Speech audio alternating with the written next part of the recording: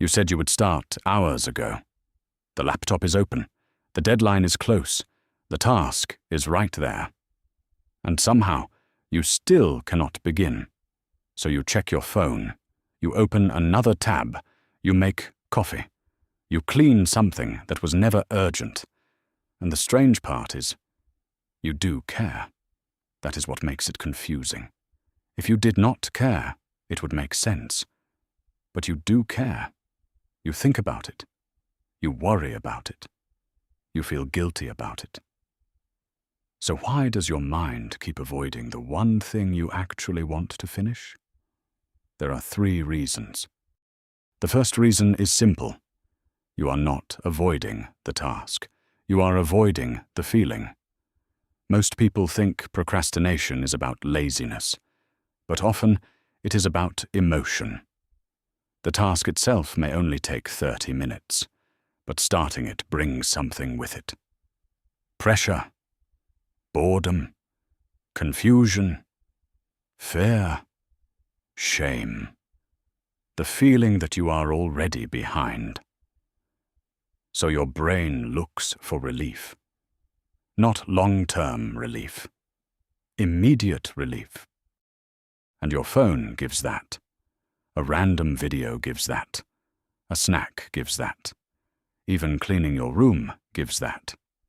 Anything feels better than sitting with the discomfort of starting. That is why procrastination can feel good for a few minutes. It gives your mind a small escape. But then the task is still there. And now it feels even heavier, because you are not only dealing with the original task anymore, you are also dealing with the guilt of avoiding it. The second reason is that starting destroys the perfect version in your head. Before you begin, the task still has potential. The essay could be brilliant. The project could be impressive. The idea could become exactly what you imagined. In your mind, it is still clean, still powerful, still untouched. But the moment you start, reality enters. The first sentence sounds awkward. The design looks worse than expected. The work takes longer than you thought. You realize you do not know where to begin. And suddenly, the perfect version in your head becomes a messy first draft. That can feel disappointing. So part of you waits. Because as long as you haven't started, the imagined version is still alive.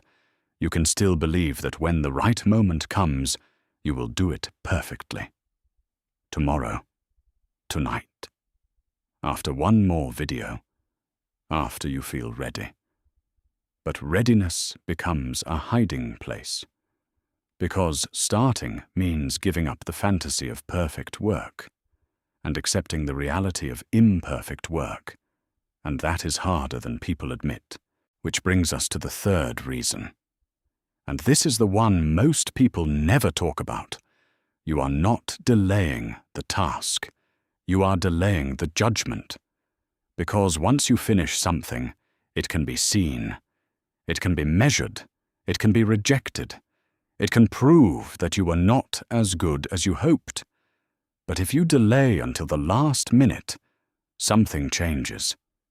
Now, if the work is not good, there is an excuse. You can tell yourself, I could have done better if I had more time. And in a strange way, procrastination protects you. It protects the version of you that might be talented, might be disciplined, might be capable. Because if you never fully try, you never fully have to find out.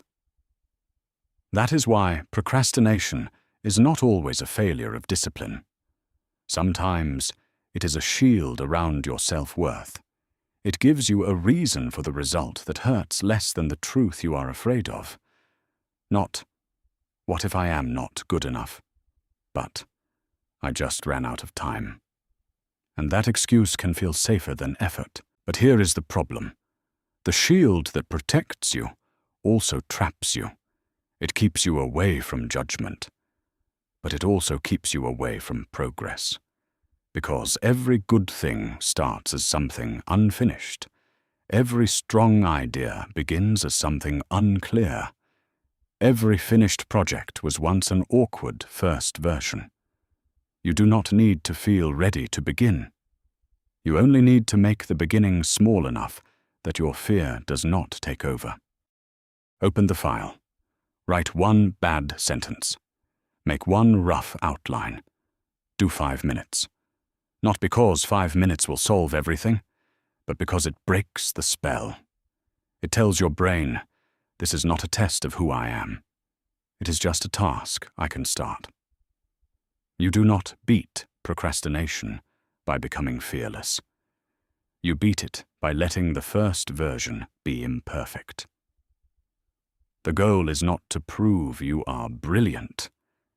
The goal is simply to begin, before your fear builds a wall around you.